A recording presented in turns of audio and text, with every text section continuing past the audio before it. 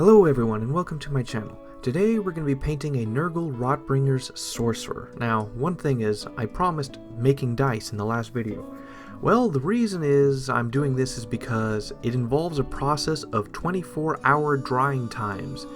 And I have to do it maybe 7 or 8 times, and days are going by where I paint for like an hour, and then I have to wait for a whole day, or sometimes I have to skip a day because of like drying times and stuff, or even further. So in between then, I'm going to paint other things. So with this Nurgle's Rotbringer Sorcerer, this is the first finecast model I have done on the channel, but it's not the first one I've done entirely. Now the first thing you gotta do is you gotta look out for all these little like sprues and stuff hidden all throughout. They look like squares or rectangles and they're everywhere. It's like you have to like do a couple double checks because you'll find them in the most weirdest places, and when you start painting they're going to stand out horribly.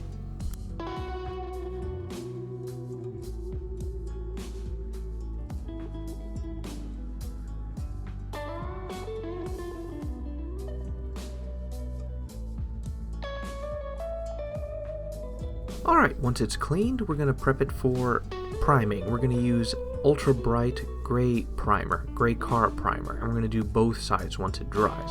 And while that is drying, we're going to be using our Liquitex modeling putty, and we'll apply this all over the base, a thick layer. The thicker, the more bumps and curvy, the more earth-like you can make it. And once that is dried, we then take a look at our full work. The model is completely primed and ready. And now with Steel Legion Drab, Corn Red, Castellan Green, Deathworld Forest, and Lamian Medium, we're going to paint the largest part of his body, which is his cloak. And we're going to start off with a layer of Steel Legion Drab. This is going to be an undercoat layer.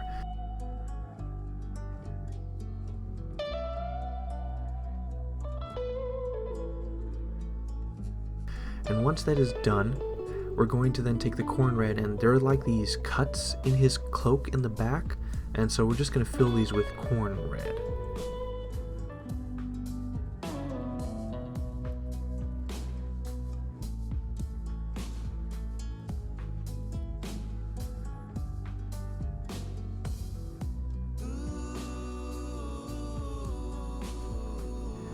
And once that is done, we're going to take Castellan Green and an airbrush, and we're going to spray all over the model at like a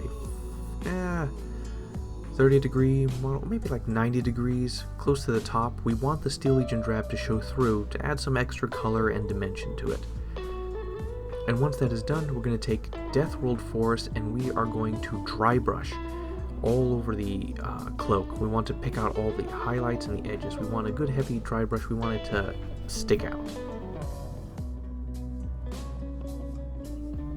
And once that is done, we're going to take basically 1 part Castellan Green with like 10 to 12 parts Lamian Medium, and we're going to spray all over the cloak. What this is going to do is it's going to kind of like smooth out the Deathworld Forest, bring the colors together, and make the cloak look very smooth in appearance because of the dry brushing. It'll smooth out the dry brushing. And now we're going to move on to the second largest part of his body, his front cloak thing. Now with Mournfang Brown, Agrax Earthshade, and XV88, we're going to paint his robes, essentially. We're going to start off with a base layer of Mournfang Brown. And once that dries, we're going to go with Agrax Earthshade all over the model, or all over the robes. This is going to point out all the depths and recesses.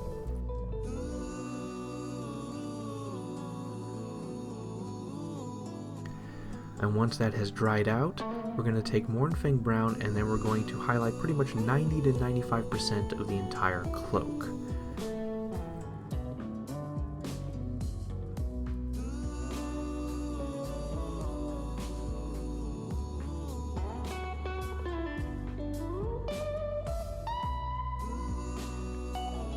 And once that is done, we're going to do a second layer of Agrax Earthshade all over. This is going to make the shadows very dark, so we can have some good contrast color. Then we're going to take Mournfang Brown and we're going to highlight like 85 to 90% of all the cloak.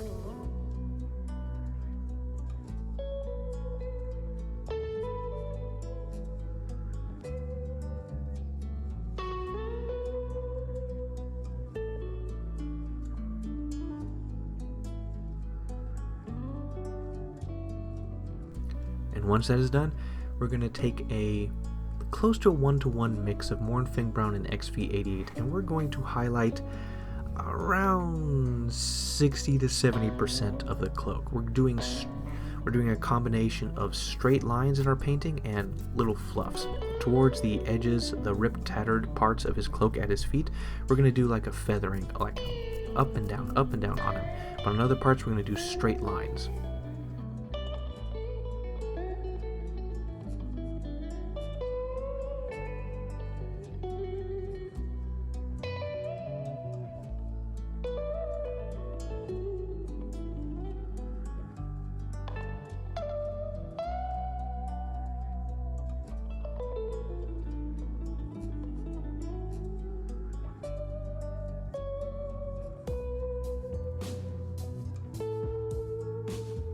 Now with Pallid Witchflesh, Skeleton Horde Contrast, and Agrax Earthshade, we are going to paint his staff.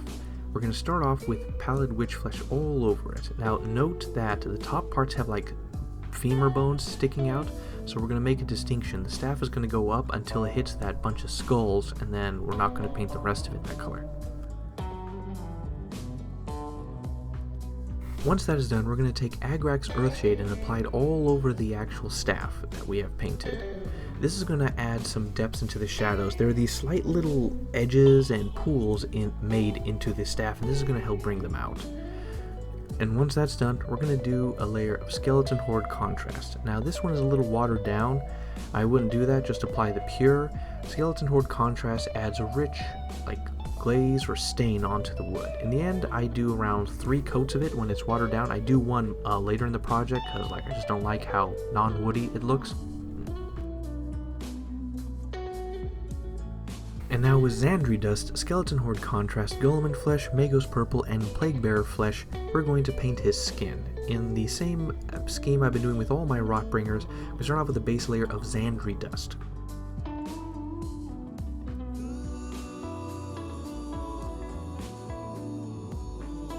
Once that is done, we're then going to take a little bit of watered down Skeleton Horde Contrast, and then we're going to apply it all over the flesh to pick out the recesses and the highlights.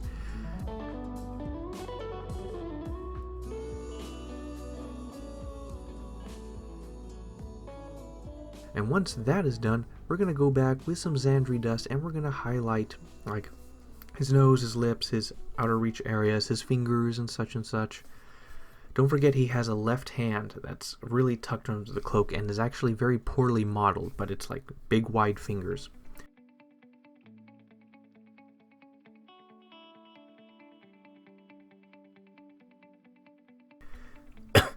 And once that is done, we will take Golem Flesh and we will apply directly in some of the recesses in order to add more depth and darkness in certain areas.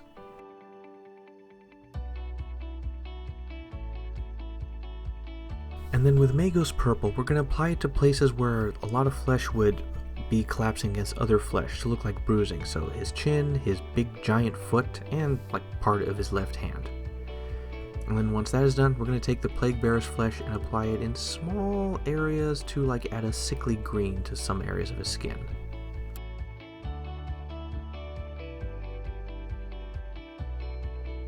And now with Doombull Brown and Agrax Earthshade, we're going to paint these little patches of leather that he has. He has a little leather belt, he has this little leather pouch, and some leather stuff on around his left hand.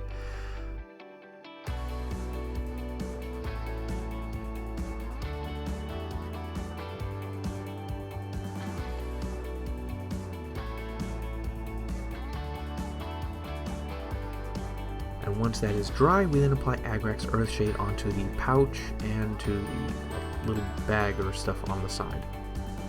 And once that is done, we then paint 90 to 95% of the entirety of these things with Doombull Brown again to highlight them.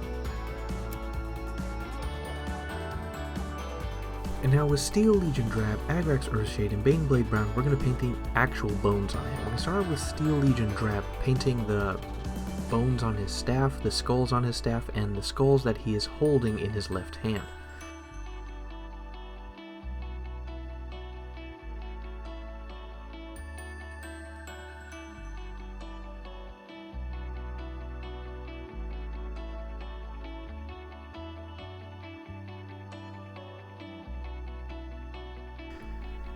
And once that is dry, we will apply a layer of Agrax Earthshade all over.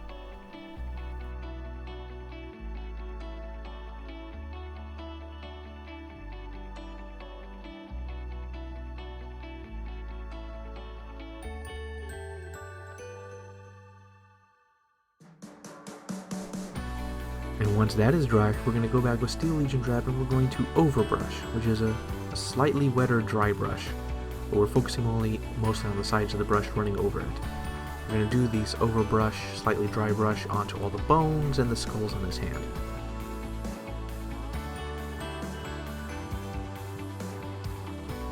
And once that's done, we're going to go to Baneblade Brown and we're going to do the same thing.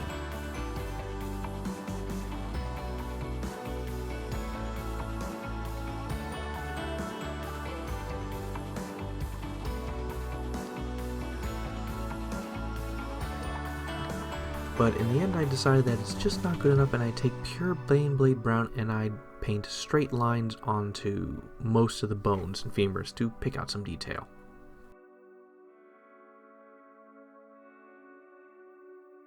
I then use Plaguebearer's flesh and I apply a thin layer onto all the bones and skulls on top of his staff. I mean, he uses it for magic and I wanted them to be distinctly different than the bones he has on his hands, so.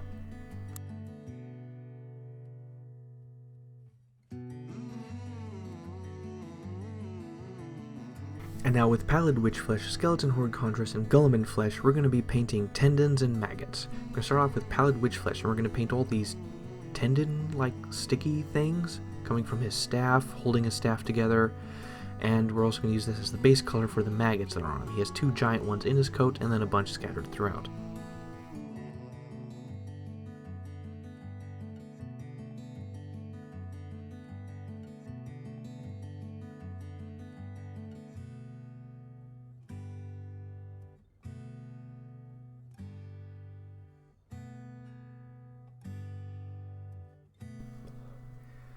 And once that is done, we're going to take Skeleton Horde Contrast paint and water it down a bit, and we're going to apply 1 or 2 layers onto his all the maggots.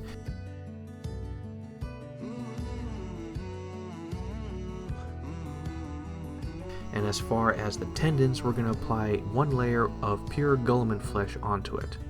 Quick, simple, easy, and it looks good.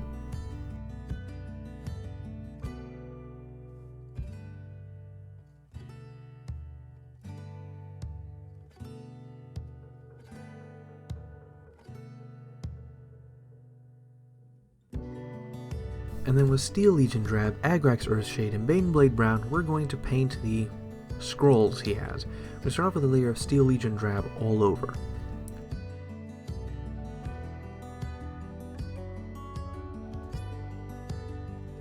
And once that dries, we're going to apply Agrax Earthshade all over.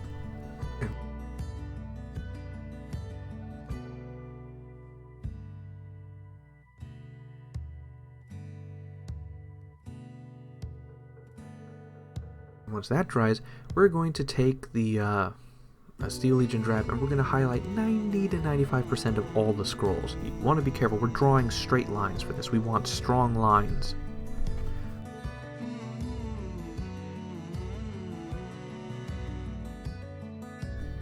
And once that is done, we're going to take a 1-to-1 mix of Steel Legion Drab and Baneblade Brown, and then paint like 85 to 90% of the thing again, maybe 80% in some places. We're going to do strong, straight lines.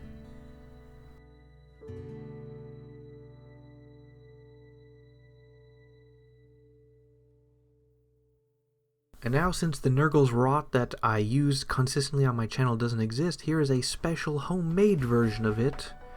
Well, not really homemade. Using the current version of Nurgle's Rot and some ink. Once it's dry, I then super glue the model to the base.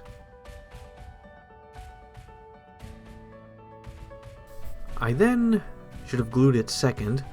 I go to AK Interactive Ultra Matte Varnish in Liquitex Gloss Varnish. So with the Ultra Matte, the cloak is super shiny because of the Lamian medium in it. There's a lot of Lamian medium and it's shiny. So we're going to actually have to do 2 to 3 coats in some places. We're going to cover the entire model. I shouldn't have glued it on the base. We're going to coat the entire model in ultra matte varnish to get rid of the shine. Once it dries, I go back, do an extra coat in some places, Well, what can you do? And then once that is done, I'm going to take the Liquitex Gloss Varnish and I'm going to apply it to all the places that should be wet. Every single maggot, the tendons on his staff, and, you know, his foot. I don't know, maybe it's seeping some pus.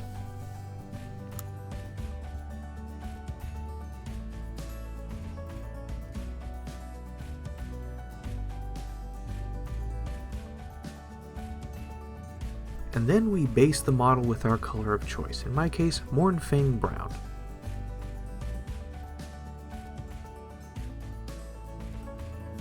And here it is, one of my Christmas presents. You will not be going on eBay because he's very hard to replace with all the pandemic issues and production issues. Since he's so hard to replace, he isn't going on eBay. Now, as far as the project goes, my idea going in was, okay, he's going to be surrounded by plague bearers, he's going to be surrounded by Blight Kings. He has to look distinctly different.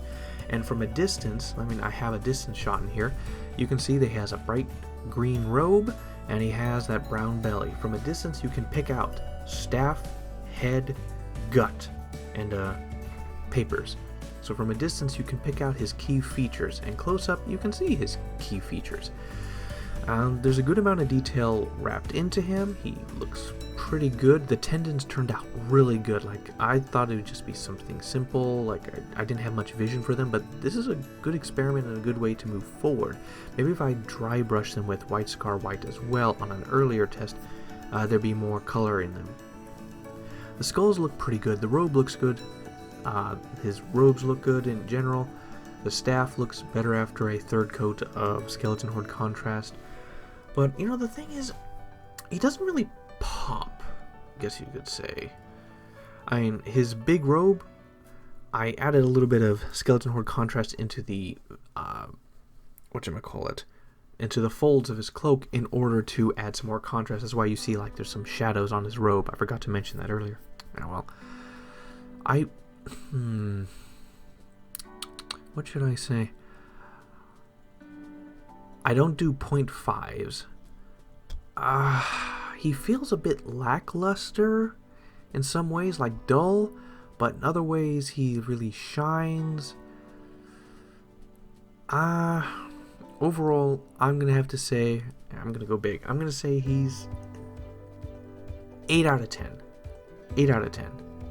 He's very good, but there could be more. I didn't want to push too much on the dry brushing onto his cloak. But, oh well. Okay, more to come.